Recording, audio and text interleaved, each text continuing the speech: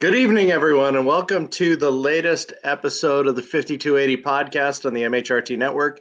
I am Glenn Hauser with Cameron Parker, and we'll let Gage make a glorious entrance tonight. How you doing, fellas? Good. You're doing well. It's going to be an exciting show. I'm sure there will be some very calm, cool, collected, agenda pushing tonight. The comments will be, I know it'll be nice to actually be talking about our 6-5 Denver Broncos tonight. And before the show, we were talking about just the atmosphere. Like I'm going to fast forward through everything. And after the game, and you guys were talking about how electric it was, how loud it was, and I said, let's table that until we get on here. Cam, tell us a little bit about it. And Gage, you were doing your live stream during this whole deal. Yeah, it was crazy. And I mean, Gage could probably fill some of the gaps a little bit. But we were there for the game, with week 2 against the Pittsburgh Steelers. And, it was just like what you would expect for like a week 2 game, they're working out the kinks still a little bit, from preseason. Yeah, it was emotional that they lost to Pittsburgh and, Russell Wilson, that kind of thing, even though he wasn't playing. But it's just like, it was like, we'll take our lumps, we'll roll with it. And, the offense, we hope can grow from this. And you take that, and then you go to week 11 with this game against the Falcons. And it was afterwards, it felt like a playoff atmosphere in the sense of like the way that the fans are reacting. It was like a changing of the tide in the sense of like, with where things were, because it was clear the way that they were responding was almost like, we really have a franchise quarterback. And if they didn't know what to do, after that game, like they were just so hyped and so excited, after that game. And I don't blame them. Like, I absolutely do not blame them, Gage. No, not at all. Just being in that building, the energy, the fan base just had this sort of electricity to them. It was incredible to be able to experience that atmosphere. Fans were fired up. You could just tell that it's felt different. This just felt different over this last few games, man. You can tell that this team is legit. Even last year, we had these spurts of like, okay, we're probably going to have a decent chance of making the playoffs. We were actually 6-5 at this point last year, but this just feels different because of one guy, and that is Bo Nix. Mm-hmm. Now, this marked the return of Justin Simmons. I consider him, in my Bronco watching, an all-time top 5 fan favorite. I truly believe he's that beloved. What did they do for Justin? Did they do something on the video board? How did they recognize him, and what was it? I didn't notice anything. I actually did not notice anything that they did. And, Gage and I were actually briefly talking about this after the game, and we kind of thought it was a good thing in the sense, like, just because the amount of times Gage brought this up, but the amount of times sometimes like they would do a tribute, it kind of throws them off a little bit. It kind of throws them off, or it gets them a little bit more emotional, going into the game. And so I thought that I probably wish that they would have, but then the more that kind of Gage like talked about it, I was like, it's probably a good thing that they didn't. And then, they did a really nice tribute there on social media and everything too. So it's like, it wasn't like they failed in the regard, like they didn't honor him. They did. They absolutely didn't. And I think too, hearing his comments before the game, not talking about the pregame speech, which I thought that a lot of Bronco fans read so much into that. And, by the way, but like, even before the game, and then specifically after the game, if you guys have not had a chance to listen to his comments about like, the game, and you could just tell he was really fighting back tears. But, Gage, I thought it was pretty fine them not doing anything. Yeah. Again, they made a couple of posts on Twitter thanking him, and they made the post when it was pregame. Him and Pat Surtain kind of had a moment. And then afterwards, I believe it was him and Javonte Williams. So they did do that. I thought that was very cool. But going into the game, I didn't expect them to do like a full-blown video tribute or anything like that. I think that they were just all focused on the task at hand. It was just business at the end of the day, man. The Broncos were trying to get a win. The Falcons went in there. They were trying to get a win as well. And ultimately one team wanted it more than the other team did.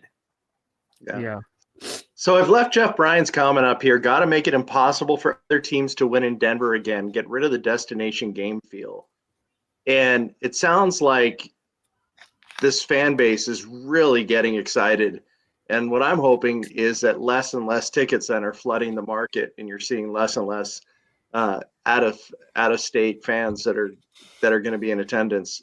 What does a win like this do for that to make that possible?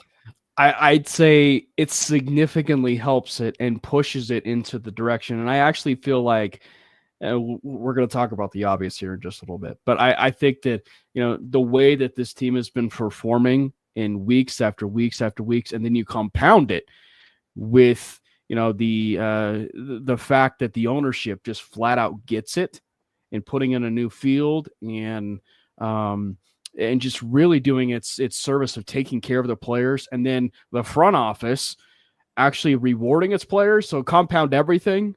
And the fact that with now how they're playing, teams very much, I would imagine, will look at Denver as a very, very attractive destination.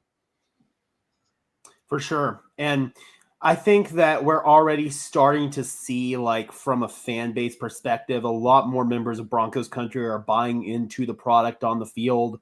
We saw the lowest no-show total that we've seen in probably the last 20 home games.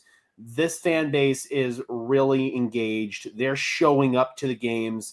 There were Falcons fans there, as they're naturally going to be opposing teams fans, but it was nothing like the Steelers game or even the Raiders game, I'd say, where it was a lot of opposing teams fans. There were a lot of empty seats in the stadium. There's not much of that going on right now. The Broncos are the hot topic here in Denver. Could argue nationally too, lately, which is a really good thing. I mean, when was the last time we actually were starting to, hear some of that? Is the Broncos being talked about on the national media. So our buddy Mundungus Creevy jumps in here. He's a notorious bad luck charm for the Broncos when he's in live attendance, but 3/4 of our lineup was there at the game, got together afterwards. But Mundungus is trying to take credit for actually, being a good luck charm. But I think Gage and Mike's kids actually were probably what overpowered his bad juju that generally occurs at Mile High. Well, I was gonna say I think it all kind of canceled out because I was there, Gage was there, his kids were there, and then obviously co-host of Broncos Ave, Jordan Lopez was there, so it all kind of canceled out in a sense. But that said, though, it feels like his feels like his curse might be heading in a direction where it's lifted because. I think what did Mike say?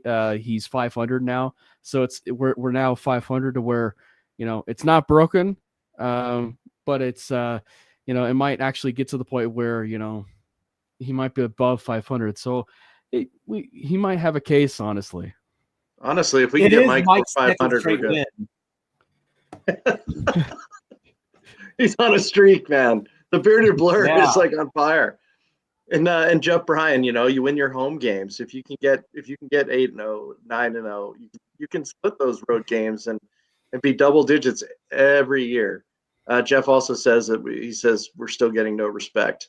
But this last comment too, and as a longtime Bronco guy who watched them in the old stadium and the new one, it's so cool seeing the cameras shaking when the crowd is going nuts, and the fact that the stadiums are built for the stomps and the shaking and things like that. It does bring you back to those crazy games with our rivals. But let's move forward to the actual game itself. And Cam, we'll get you started because Gage had to bow out for a second. Speaking of camera shaking. Exactly.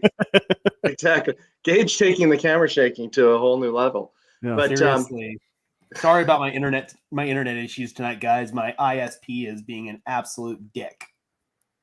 That's all right. So the Denver Broncos are currently leading the NFC South, and this game was a complete beatdown from the beginning to the end.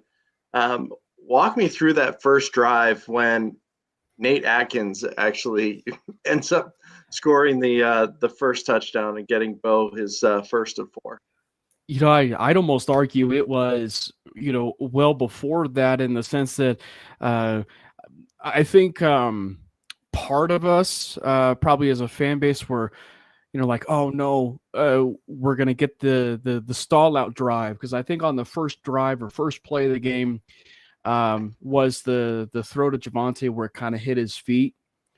And then at that point, we're like, oh no, they're gonna stall out. You know what I mean? Like they're gonna stall out, but you get that really critical third down conversion play where Bo steps up into the pocket and hits Cortland on the left hand side, and they were able to move the chains, and you actually got a chance to see the Broncos establish a running game with not Audric Estime, which I know we'll talk about, but they established a running game, and we were kind of curious about how are they going to carry forward with this Mims usage role, right? And so they moved forward, and they didn't give it to him, but they probably could have if they decided to pass it to him, because it looked like the defensive end was on Mims.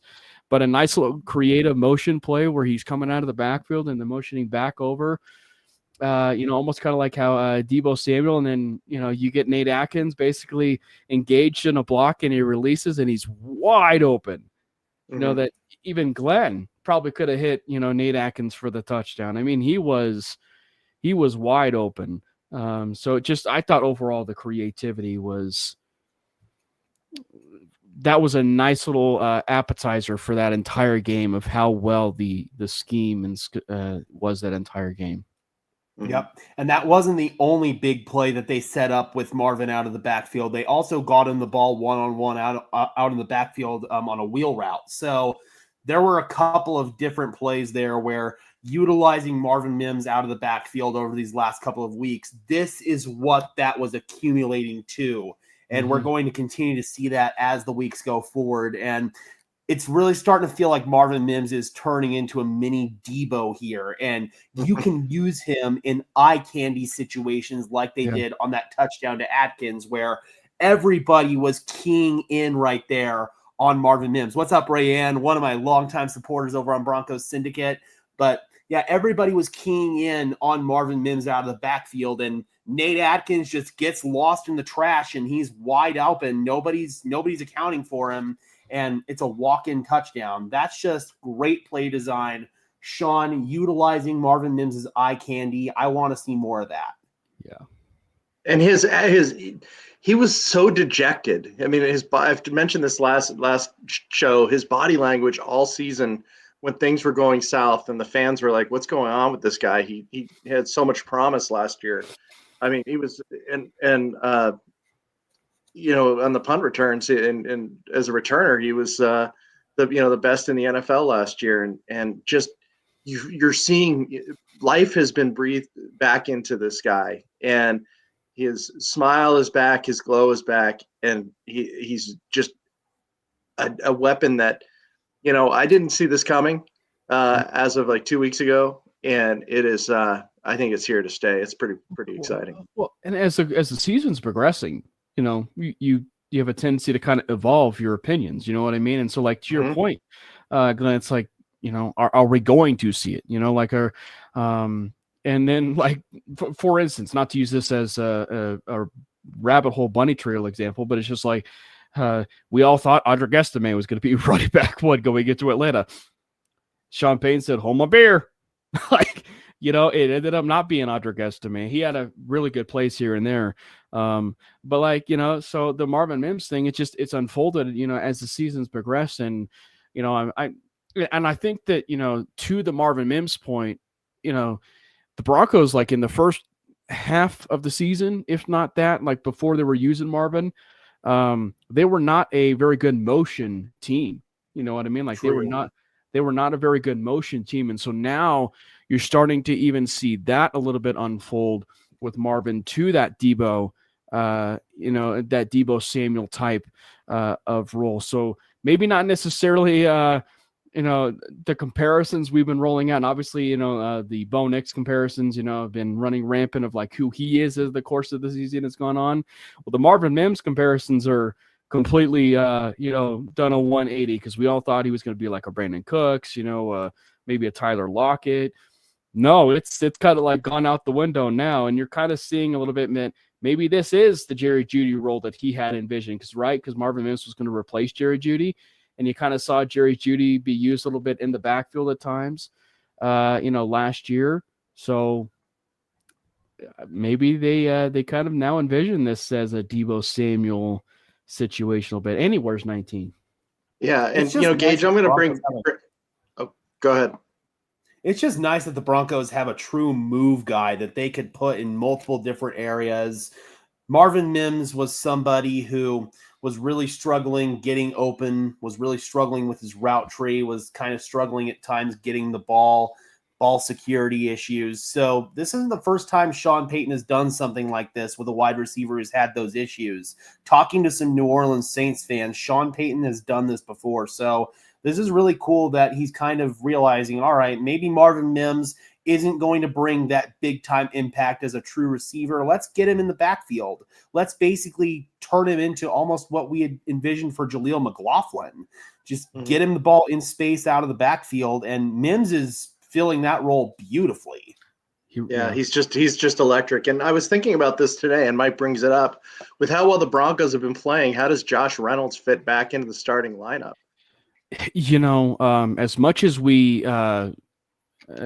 been giving him, a bit of a hard time. He did have the touchdown pass, obviously against the Falcons, the touchdown reception against the Falcons, and that'd be little Jordan Humphrey.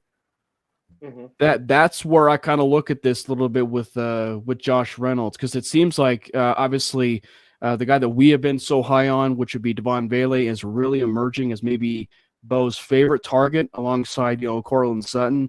So I think that, you specifically have to look at it from the little Jordan Humphrey side of things, that, maybe, you do still see some signs of, Humphrey, here and there for some good yak opportunities. But Reynolds, he got a lot of crap for obviously his drops, but he is certainly a reliable weapon that they can still use every once in a while, in this offense, Gage. Yeah, I think Reynolds is going to be your Z receiver. I think he's going to be the guy who lines up off the ball. You can put him in motion as well. I think having him back will also help the Broncos' motion game. So, yeah, I think that he's going to be kind of going back to your Z receiver, and then you can have Marvin Mims as sort of your Debo guy. Yeah.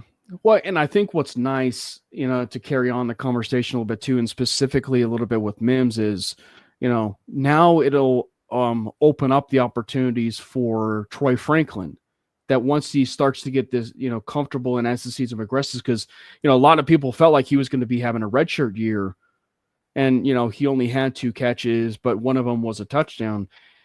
This is only going to open up him more to be so much more explosive down the field, as a deep threat, or just be used in space, because, you look at the, while it was 2 catches and, it's like 15 yards, but he did a touchdown. Like, Mims scored on a screen pass, which, that was another part of this game plan that I thought was so effective, was the screen game in general. But Troy Franklin, you insert Troy Franklin in particularly in some snaps that you think that Marvin Mims is going to have, like it's going to just take the growth of this offense just even more. And it's absolutely beautiful to watch. And I called up a stat just the other day, maybe it was yesterday, where surprisingly, and we'll talk about Bo Nix, but it's in correlation to the wide receivers, that right now Bo Nix is 8th in target separation in the NFL, meaning guys like Matt Stafford, Lamar Jackson, Patrick Mahomes, Jared Goff, He's in that tier, but that means that it's actually the wide receivers that have been getting the job done, and obviously Sean Payton and scheming those players open. So for as much as we've been dogging this particular wide receiver room, they're getting the job done. They are.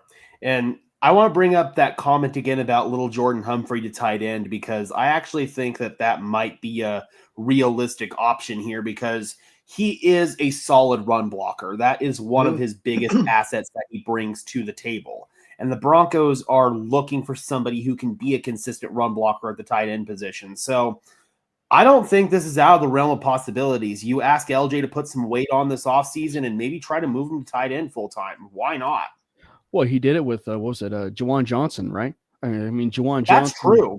Juwan Johnson was a wide receiver that he ended up converting to a tight end, and he kind of got a little bit bigger, and you kind of see him be a little bit more effective. But I'll give it to you, Glenn, because you texted me. I didn't get a chance to text you back in regard to that point, but you're starting to kind of come around on this idea of a certain wide receiver that may actually be in the future cards, here in that B. Cortland Sutton.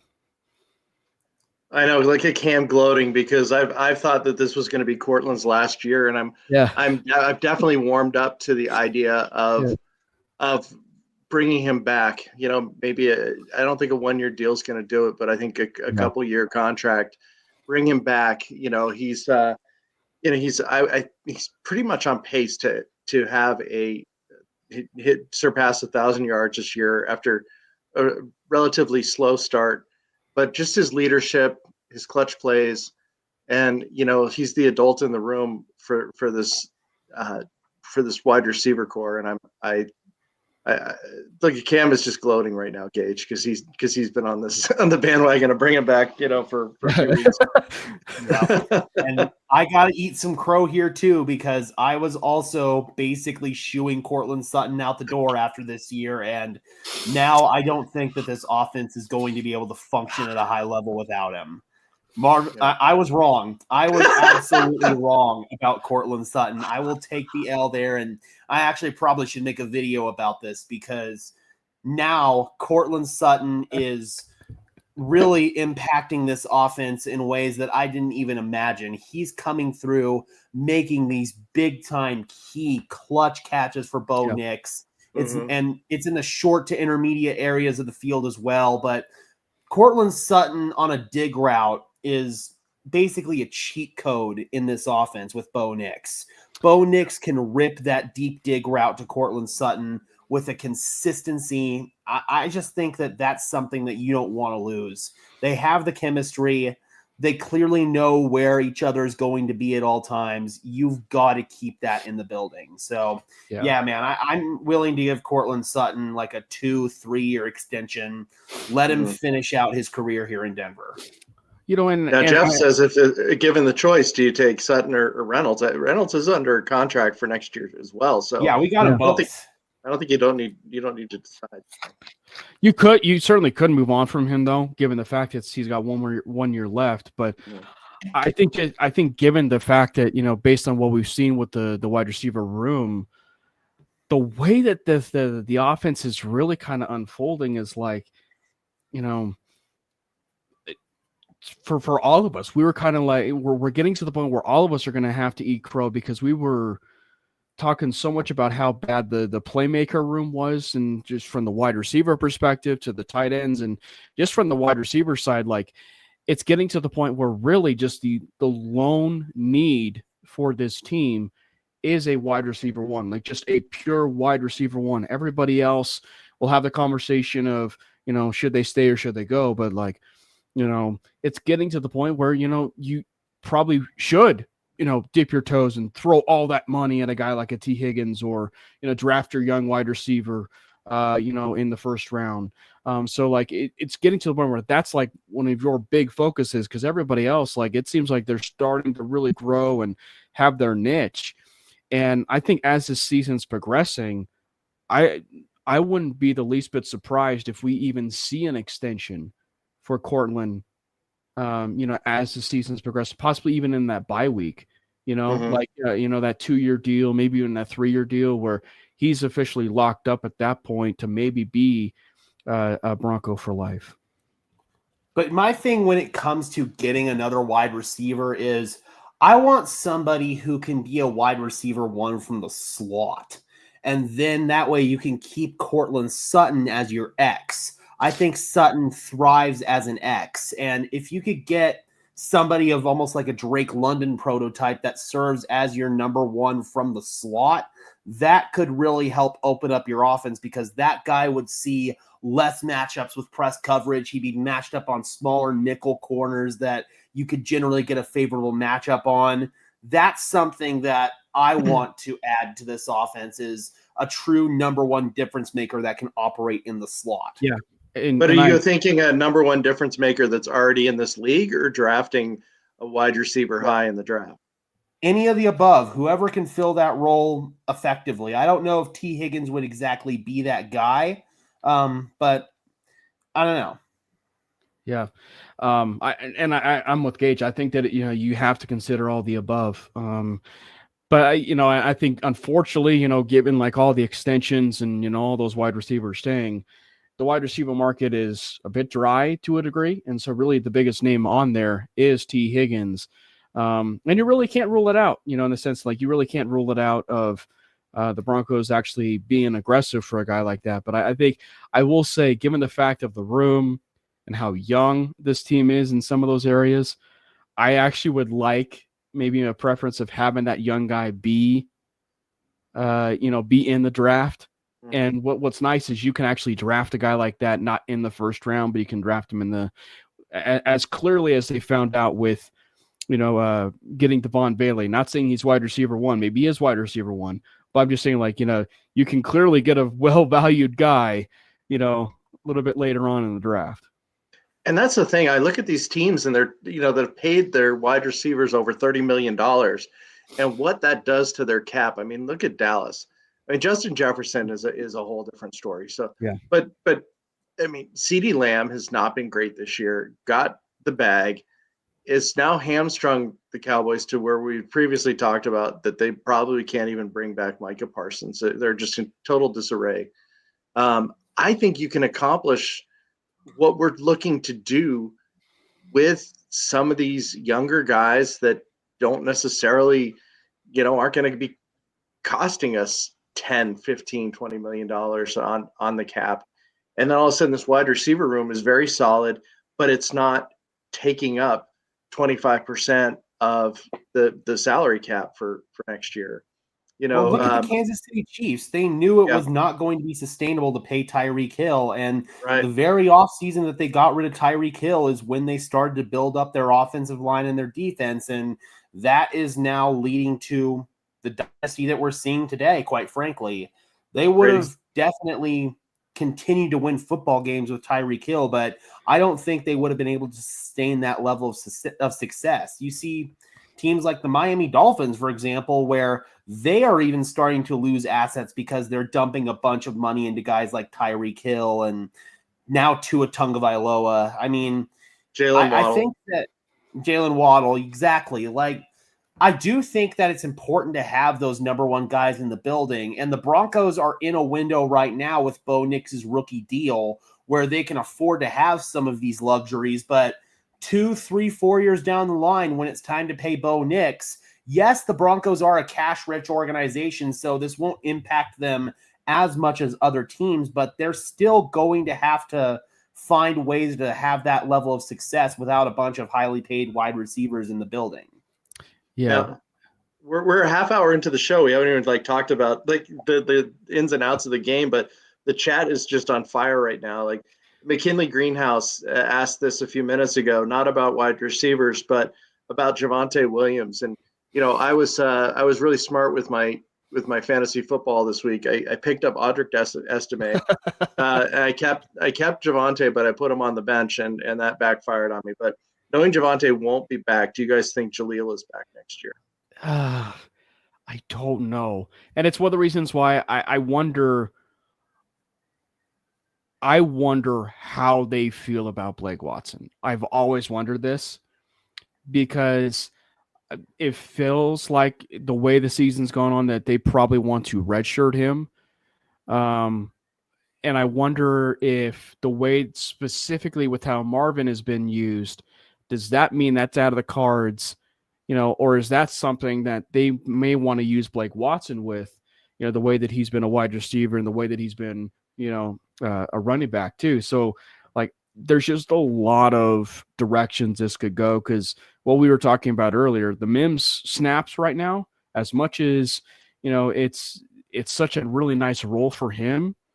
You also have to look at the obvious, and that is, what does it mean for Jaleel? He's a spark plug on this team a little bit, but you're getting it right now from other areas, and to be fair, a far more explosive athlete on the field, and that'd be Marvin Mims.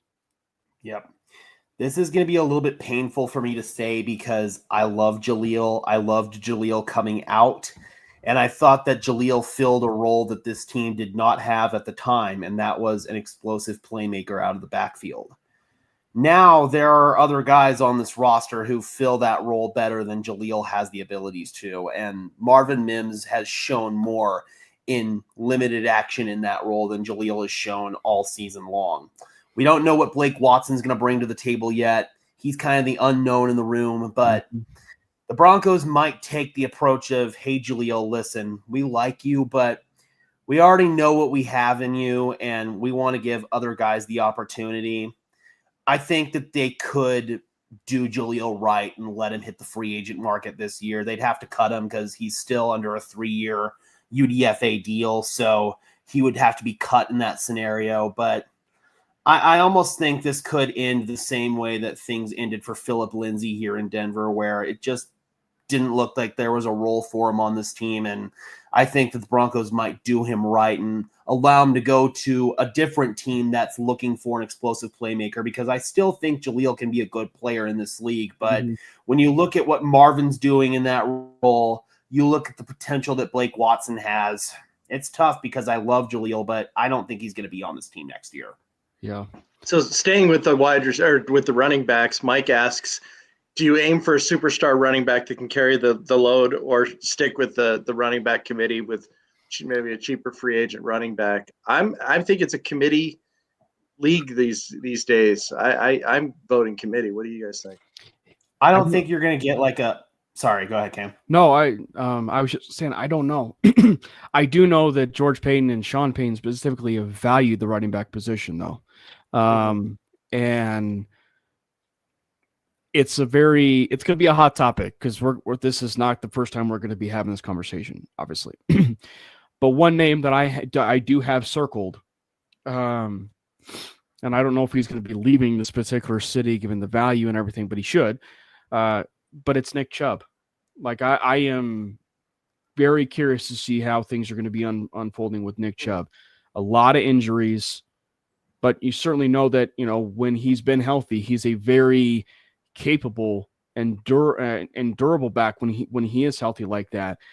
You give him Sean Payton and the offense like this, I really wonder what he would be capable of, to use him in a lot of different ways, maybe a little bit more creative. I think Najee Harris is one, but I don't think that's a superstar running back for sure. I think you can have options. But the name I keep filing away, and it's not necessarily a superstar running back, but the name I keep filing away is, I just know the Texans are going to be cutting or moving on from Dameon Pierce. So what would it look like if the Broncos, kick the tires on a guy like Dameon Pierce? I would absolutely be interested in Dameon Pierce. That is one free agent that I would definitely be intrigued in, because I don't think he would cost a lot of money. He hasn't hit his ceiling in the NFL, and he has shown potential to be an RB1 in the league. But when you look at the history of both of the Payton brothers, I actually think that it's more akin to being aggressive in the draft. You look at George Payton, for example. When he was in Minnesota, they got Dalvin Cook pretty high in the 3rd round. When he was here in Denver, he traded up into the 2nd round to get Javonte Williams. Then you look at Sean Payton, and he drafted Mark Ingram in the 1st round. He drafted Reggie Bush, number 2 overall, in his first year in New Orleans. he drafted Alvin Kamara. I believe it was pretty high in the 3rd round. So I think that is where we could look to see the Broncos investing resources and maybe being aggressive. I would not rule out the Broncos trying to be aggressive to go up and get Ashton Genty. Yeah. I think if Sean Payton really believes Ashton Genty could be his next Alvin Kamara or somebody like that, I don't think Genty and Kamara are exactly the same player, but just in terms of like that type of player, I think that Genty could definitely be an option the Broncos could look at. And there are other running backs as well. This is actually a pretty loaded draft in terms of running backs. So that's probably the area I'm going to look at, because I don't think there's a Saquon Barkley or a Derrick Henry that's really going to make a big-time difference this offseason. If there was somebody like that available in free agency, then yeah, I'd say kick the tires. But otherwise, given the history of both of the Peyton brothers, it feels like the draft. Yeah. All right. So why don't we get to the game? That's right. 38-9, Broncos blowout from the beginning, but really it was a coming out party for Bo Nix. Continues to improve. The compliments continue to be poured on this guy. And this one, the common theme was just the zip. Now people are talking about the zip that he has on his passes. And when you're looking at the highlights and you're looking at the different angles, I mean, that is an absolute fact. Continues to grow. And I want to pull up a comment from earlier in the chat about Bo, because I think it makes sense. But just while I'm looking for that, guys, what was your first impression of his performance on this past Sunday? I think Gage, I will say Gage and I just looked at each other. We're just like, wow. Like it was just like, because like that is a kind of performance where, and specifically being in the stadium, it just kind of takes your breath away. And I thought that Tim Jenkins put it best in his breakdown. This was the best performance we have ever seen from a Broncos quarterback, frankly, since Peyton Manning. And you know, this is the best performance we've seen from a Broncos rookie quarterback of all time. I mean, like this was something that, you know, you just don't see very often. And, you know, yeah, the Falcons, we said that the Falcons defense was, you know, kind of in the top 20 or like near the bottom of the barrel a little bit in terms of, you know, pass defense and, you know, run defense a little bit. So Bo was probably going to pick them apart, you know, but like to see him be that surgical in this entire game, like the numbers he was putting up was an MVP type of performance. I mean, 17 of 19 at one point in the game with like, you know, 220 some yards, you know, and like a couple touchdowns. Like that is a MVP type of performance. Like, not saying he's, you know, going to be putting himself into that category. Like, we'll save that for another conversation. But like, that's the kind of performance where you look at it from like, holy cow, this guy is like in the zone. He's literally seeing every single read. This is like the Carolina Panthers times 50. He's decisive. He's clearly got control of the game. He's clearly knows exactly where he wants to go with the football. He's starting to make these explosive plays down the field. I mean, he definitely does not have a noodle arm. I mean, like, it was really obvious when you get a chance to see the Vele play and everything else. I mean, like, that particular game specifically, I hope that people, non-Bronco fans and NFL fans and Bronco fans specifically, can just look at that and just be like, wow, it really feels like the Broncos actually have something. And so I was blown away personally. Like, I was speechless. Let's just put it this way. If Caleb Williams or Jaden Daniels had that type of game, the entire NFL would be goo goo gaga. This guy's the greatest quarterback ever. All of that. And I do think that the national media is starting to finally wake up on Bo Nix. We're starting to see him get attention on even the hot take shows on ESPN and FS1. But this was the kind of performance that just makes you feel validated. as an organization investing the 12th overall pick, despite all the outside noise being like, oh, he's the 6th quarterback on the board. You should take an edge rusher. You should take Brock Bowers. That's the kind of performance that validates that you were 100% right. Bo Nix was so impressive in that game. He was making elite, high-level, franchise quarterback throws. That throw prior to the 2-minute warning to Devon Vele, it was between the ear holes of 2 Falcons defenders, really Jesse good Bates and Nate Landman. Yeah, there was a third one there as well, and Justin Simmons. Like, that was such a good throw from Bo Nix. He squeezed it on a frozen rope, and his footwork on that throw was chef's kiss perfect. 5-step drop, hitch up in the pocket, reset your base, drive that thing on a line with your hips. If you're going to sit here and tell me that Bo Nix doesn't have arm talent after you see that throw, then I'm sorry, you don't know ball. How about the pass to – oh, go ahead. No, go ahead. Sorry. I was going to say, how about that pass to Mims on the left-hand side, right in stride, Yeah. and he goes for 37. I mean, it was beautiful. He was fully in stride. It was awesome. And I think that's the part of it with Bo that has just been it's just been beautiful, because it's like, the throws that he's now starting to make, whether it's even been in the screen game, like he's hitting them in stride so that they can, very much, be able to, go and, create a lot of space for themselves and get that, yards after catch, which is a big staple of Sean Payton's offense. So like, you're seeing him operate and, really operate at a very high level of actually identifying his progressions, actually seeing what type of pressures are being, applied. I mean, like, he is operating finally at, a level that a lot of people thought, like, what could his highest ceiling be of, like, Drew Brees? Like, that is the type of game where, that was a Drew Brees type of game, like prime Drew Brees type of game. And funny enough, it should be said, Drew Brees himself said on the Colin Cowherd show that it was actually the game prior.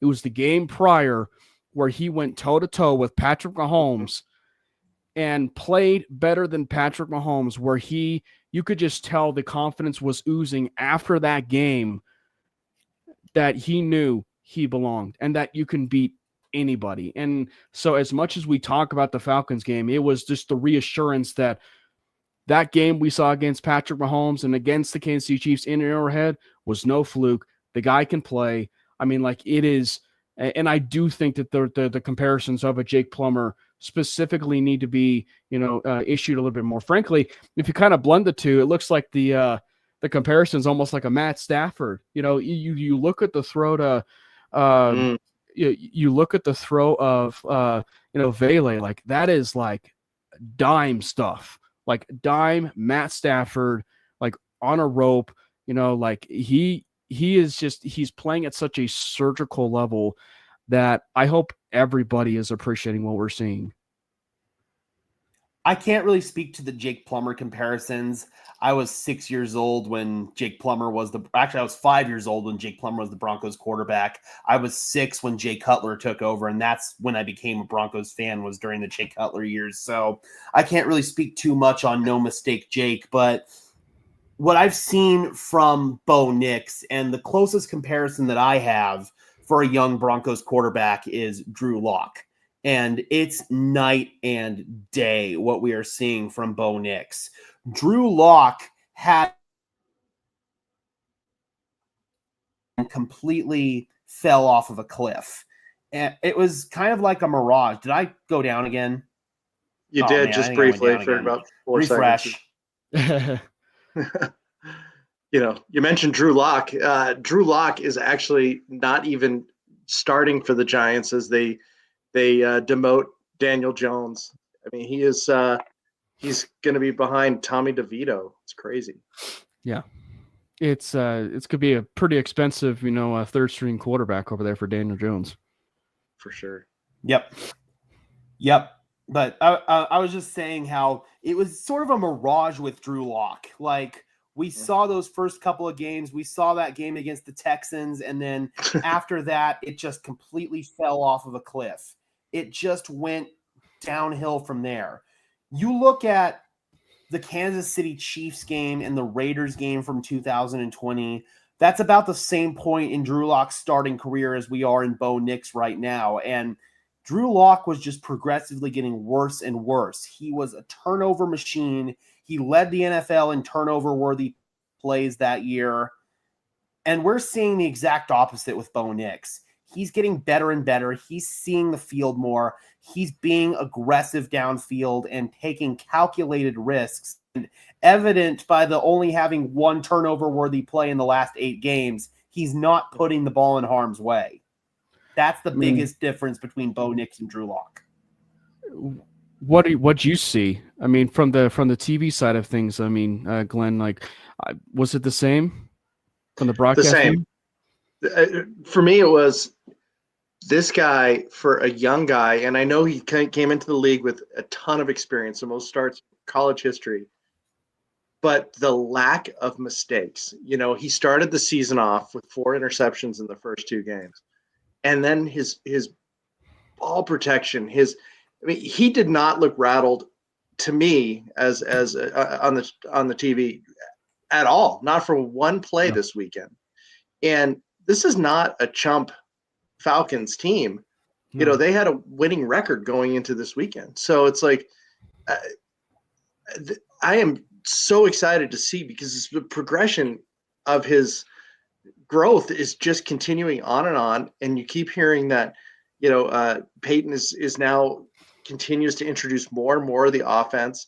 And so we're just going to see what we see in the next couple of weeks is not going to look like we saw 4 weeks ago. It just is continuing to grow. And we're coming into a pretty soft part of the schedule for essentially the next 3 games. So we have an opportunity to be 9-5. I mean, that would be absolutely spectacular at this point. And it's really due to the fact that we have a quarterback that doesn't make mistakes and doesn't take sacks. And we've talked about a million times before that Sean Payton looks at sacks as a quarterback statistic and not an offensive line statistic. And he found his quarterback that does not take those stupid sacks. And I think that when you look specifically with Bo and everything, and it seems like a lot of people, even the analytics nerds at times, are kind of nitpicking a little bit, but like you're starting to see why Sean Payton drafted him. Like, he's making the boring plays seem like really good plays, and the explosive plays, he's finally getting a little bit, more explosive in that regard. And and now that you got a chance to see the performance of what he put forth with the Falcons, like, to your point, Glenn, like, he's stacking games together. So now that, he is literally lifting the boats of every single player around him. And one particular area where it has really gotten better has been the third down conversions. The third down conversions has been absolutely night and day. I mean, it is over the course of 3 games, the Broncos, like right on the dot, have 50% third down conversion, like over the course of 3 games. Like, that is, if you were above 50% or right at 50%, that is an elite offense on third down. And the Broncos are at that point. And so it's one reason why you're starting to see the offense really start to get together. And, we'll talk about the Raiders game in here, in here just a little bit. But if I am Vegas, I am kind of slightly worried a little bit about this game going forward, because he torched us a little bit, in that Raiders game, but this is nothing like what we're seeing. Like, he is playing at just a true high level right now to what you're saying in terms of like how the season's going to be unfolding. Mm-hmm. It would not, it seems like a hot take in the sense of saying this, but like, it's certain, but it's still crazy. It would not shock me at all if the Broncos finished at the lowest 11-6, meaning they actually get to 12, that they actually get to 12-5. And you mentioned Vegas, and I know you were talking about the team, but the odds makers had this team capping out as an over-under of 5.5 wins this year. 11 games into it, anyone that voted the over has already won their money. The people that this team is on the rise. Another thing, and correct me if I'm totally off base on this, but that was very noticeable in this game versus some of the others, especially earlier on in the season, was the lack of the reliance on a screen pass. I think that they only had like 4 screen passes that he threw all day. There were a lot of more down the field throws, and that is just continues to open it up, continues to spread the defense. But we had a heavy reliance on the screen earlier on, and that was almost non-existent in this game, unless I'm totally off base here. No, not at all. I definitely feel like we saw less of a reliance on the screen game in this one, but 2 of his touchdowns did come off of screens. Mm-hmm. I thought that the screen game, when it was utilized, was executed very well, and it's a change from a year ago that I don't think gets enough credit. Everyone wants to crap on Bo Nix for throwing a lot of screens, but we forget how much the Broncos' screen game suffered last year under Russell Wilson because he couldn't accurately deliver the football on the screen game. So I feel like you can't have it both ways. You can't have a well-executed screen game and not lean into it. Or you can't have, a bad screen game and demand a better screen game. It's like you can't, you got to have your cake and eat it too, if that makes any sense, So yeah. If the Broncos are going to lean in, if the Broncos are going to be a screen team, they have to lean in onto those screens, Sorry, I cannot talk right now.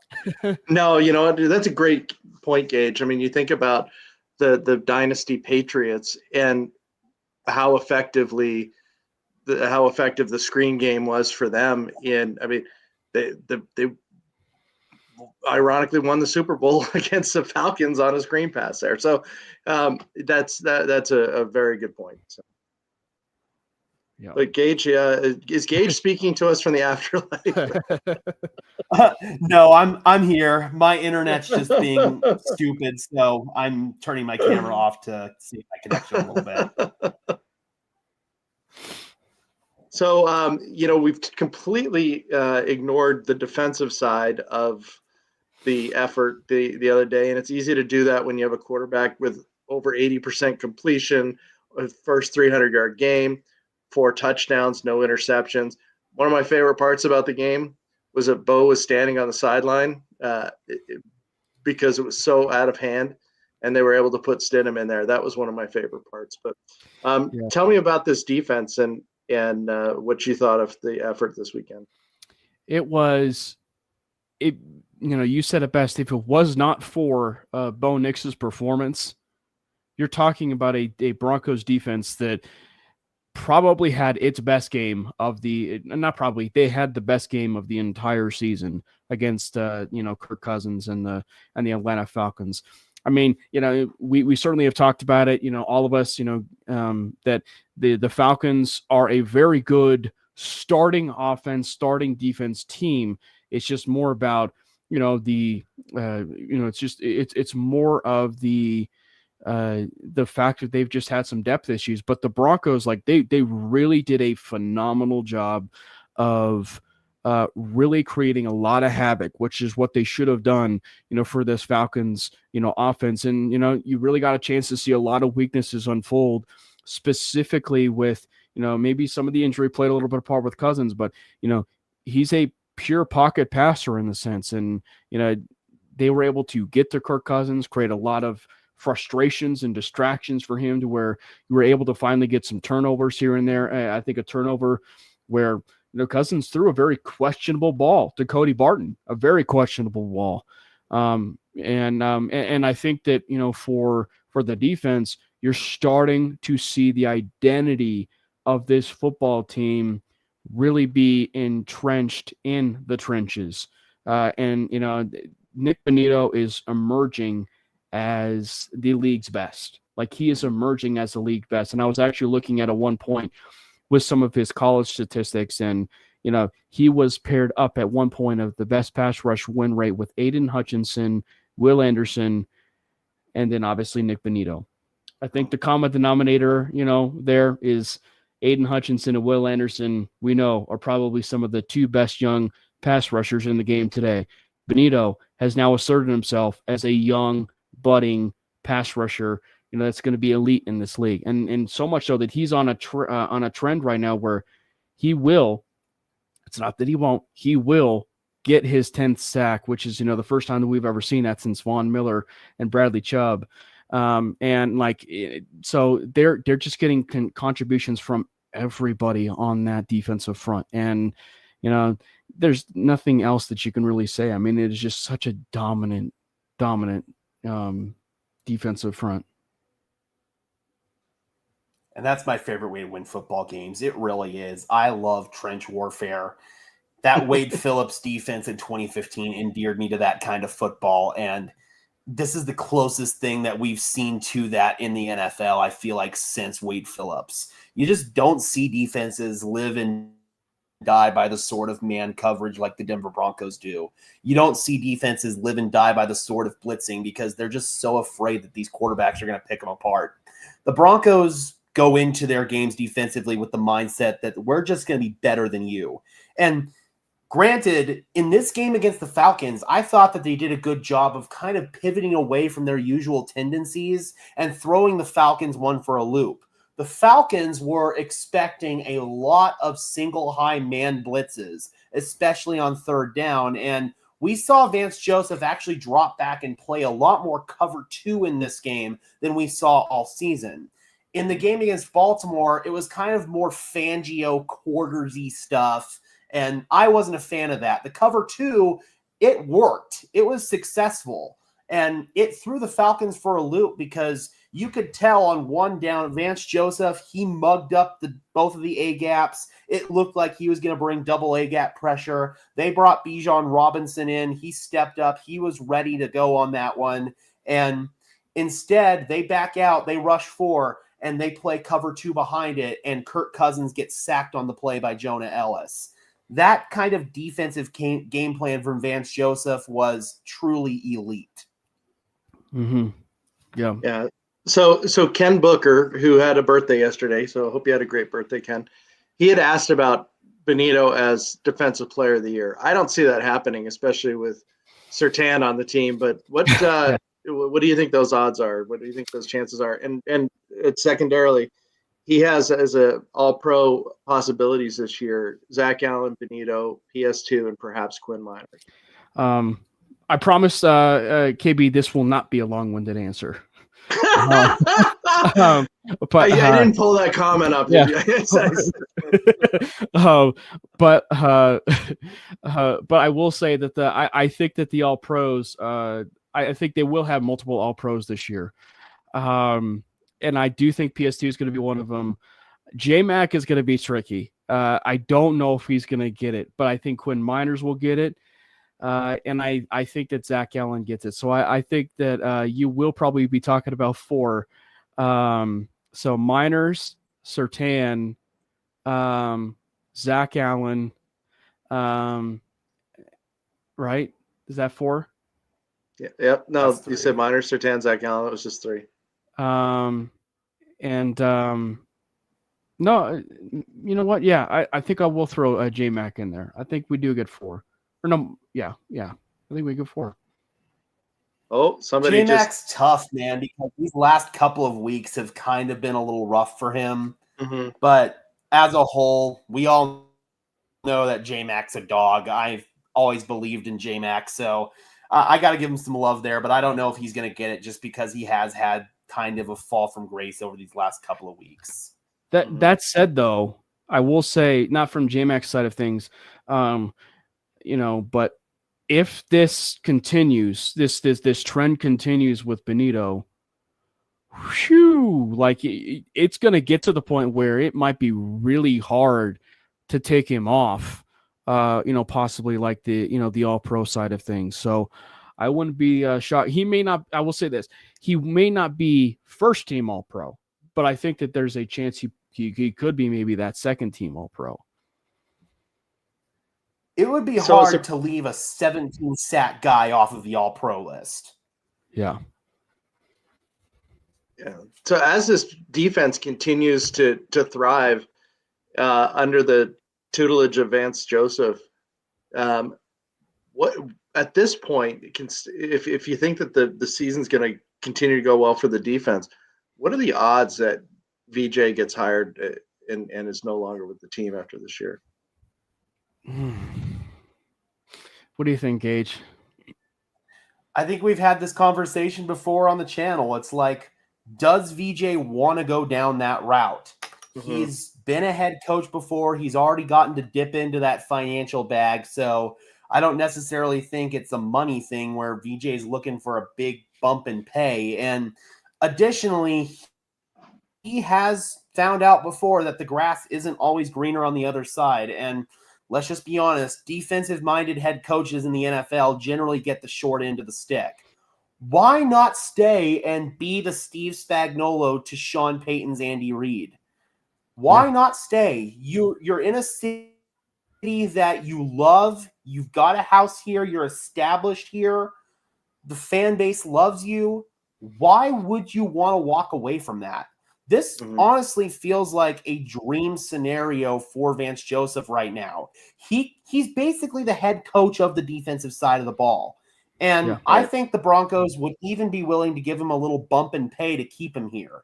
We'll pay you like a head coach. You can stay here and just be our defensive head coach, and you won't have to worry about any of the crap on the offensive side of the ball, finding a franchise quarterback because we've already got one. Just stay here, dude. You've got it good here. This is about as good as you're going to get it. Yeah. And the ownership scenario, Gage, too, also lends to being able to afford that. When the coaching staff is not held to any sort of cap, you can pay these assistants and coordinators as much as you possibly want. So having cash-rich owners like we do, they could throw the bag at him, and that could be an ideal scenario for him. He doesn't have to leave Denver ever again. Yeah, and I think that for it, and it comes back to the credence of, I think it was Graham that said, maybe the question is like, does he feel like he wants to succeed as a head coach? The question really is, does he feel like he wants to stay? It's not so much about succeeding as head coach, but does he really want to stay? And and so much that we say so often, and I think we've even brought it up. It's just he is in such a perfect situation. It's almost it is the true redemption arc. It is the true redemption arc that I think a lot of Bronco fans certainly joked about at times. And him coming back to Denver and and kind of memed to death a little bit, but it is such a beautiful story of him coming back, not having no love lost, coming back and really taking this defense to new heights and new levels. So what better continuation of this arc than to actually be the team's defensive coordinator going forward? And, and particularly to continue the point, it's like, he is he has the chance to be the Dennis Allen to Sean Payton.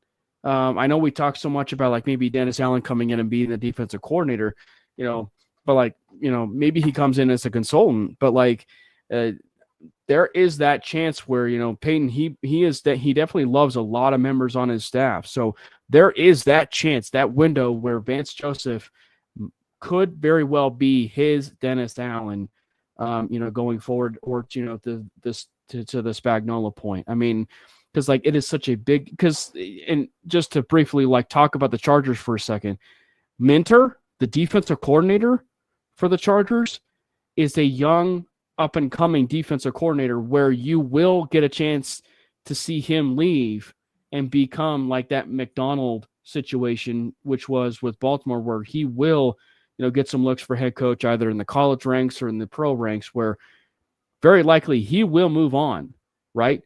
And so having that kind of stability at that defensive coordinator position is one that is very much a big deal in the AFC West.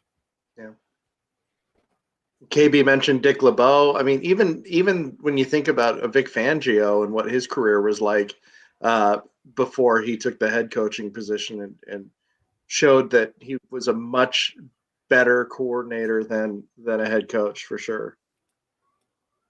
So we've gone through the Falcons game and touched on a lot of subjects. And again, this chat has been fantastic. So thank you everyone for participating tonight. But so now we're heading to Las Vegas to play the Raiders. Raiders are still bombing out. They're a trash organization. Broncos are on the rise. Preview this game for me, guys. It'll be a far more of a complete game from the Broncos than it was the first time.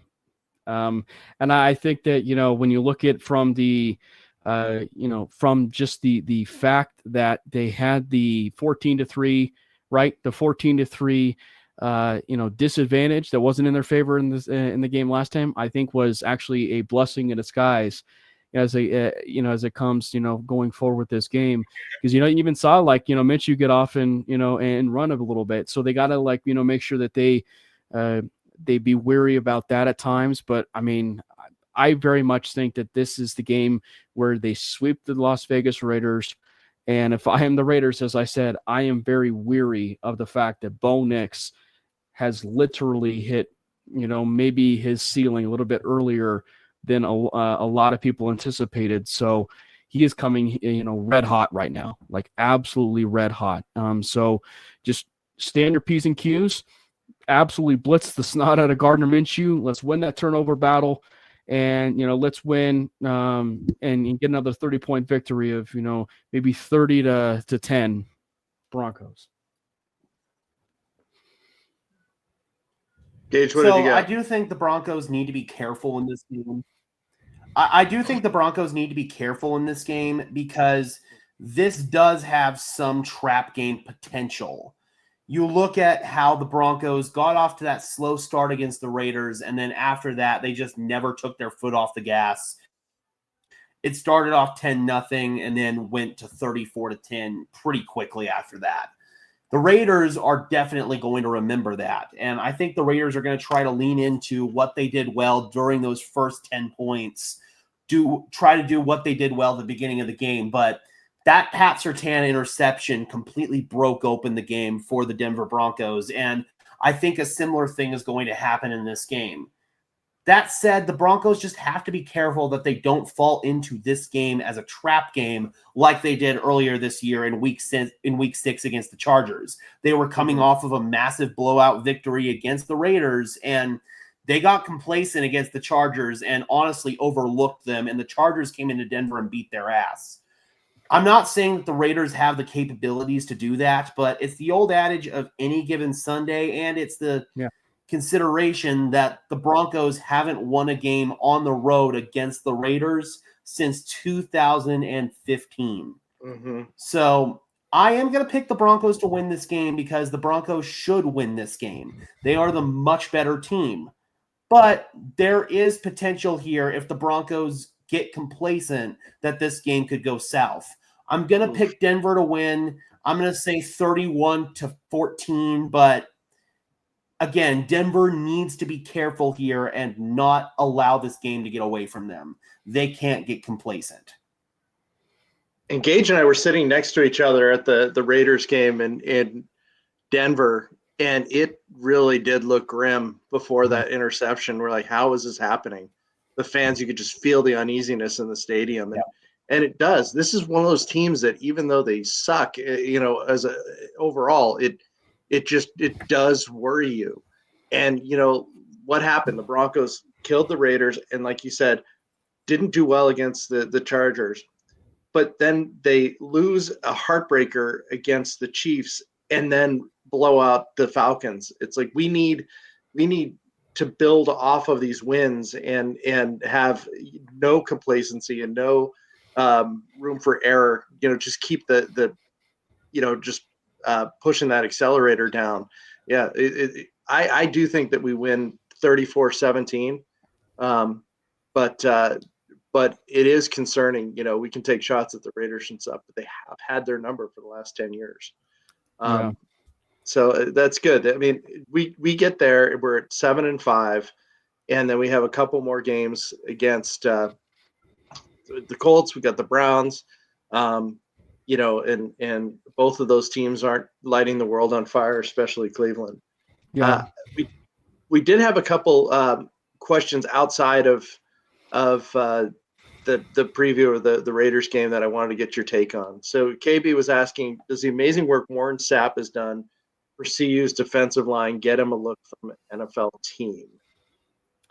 I don't know about an NFL team. It would have to be like a positional coach, if anything, or something from there. But I think that just overall, the question's going to end up turning to Dion.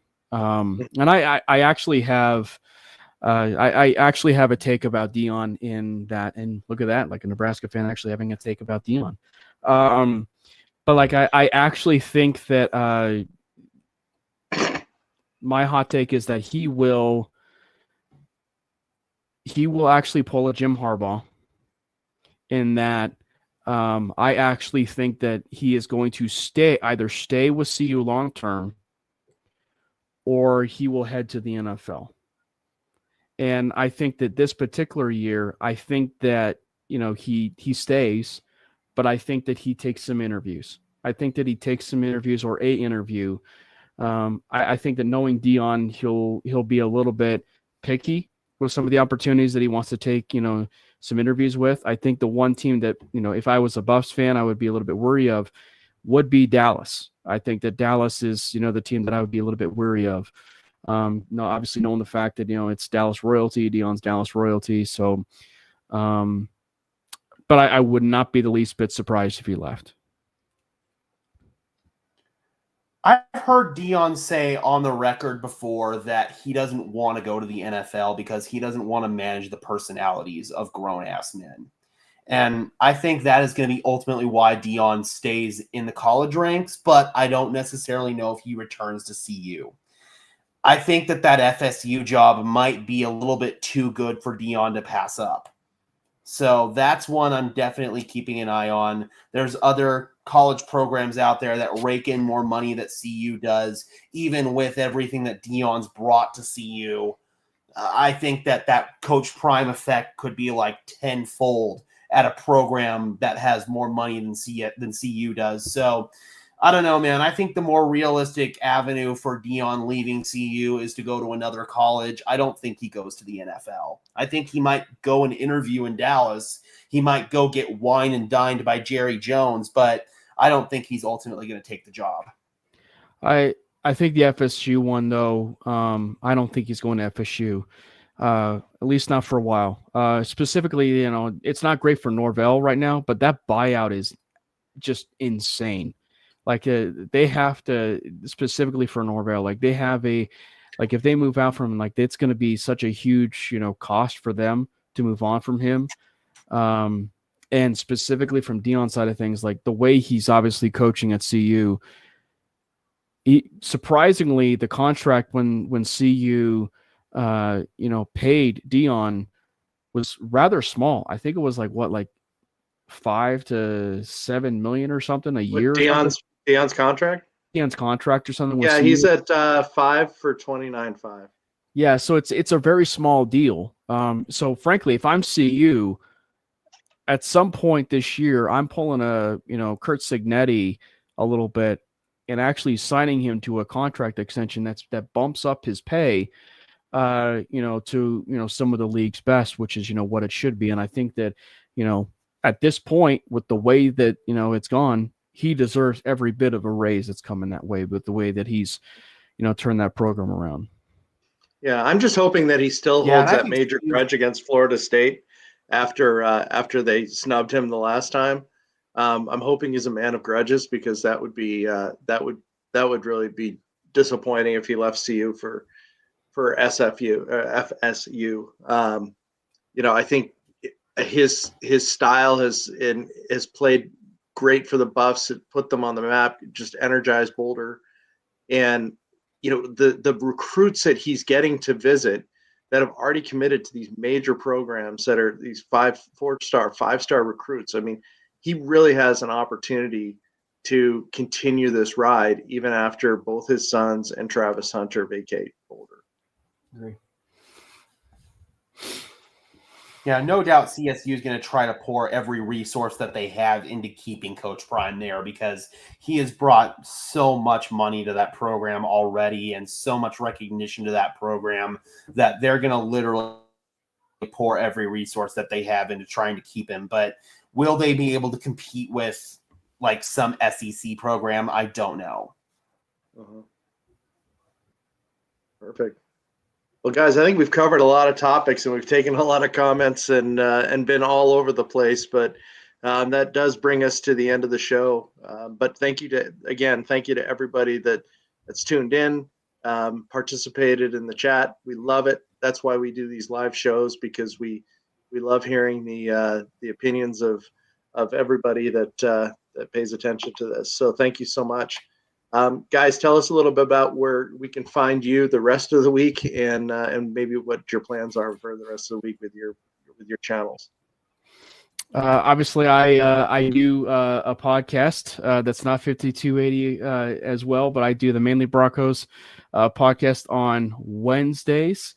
And actually, we are going to have Jordan Lopez on, so we'll get a chance to talk about his side of things and the game and everything. So that is Wednesday on this particular network. So make sure you hit that subscribe button for MHRT Network and tune in at 7:30 tomorrow night Mountain Time. And then as far as I'm concerned, you can find me on Broncos Syndicate on YouTube. We bring daily Denver Broncos news content, some film analysis. We do live game streams for all of the road games. We bring you content from the stadium for all of the home games. So hope you guys can subscribe. If you guys are a member of Broncos Country, then you will really enjoy it over there. You absolutely will. And Jordan went to that CU game, Cam, so you have that to talk about too tomorrow night. Mm-hmm. Yep. Thanks, guys. I appreciate it. Appreciate your patience with me, and I will see you soon. Let's go Broncos. Fast lane when I pass in the street, bag of money in the passenger seat. Simcoe's been asking for me on the road from the west to the east. Way up, I might never come down, cause the coast's racking up the flame out. So high, I might never come down, so what this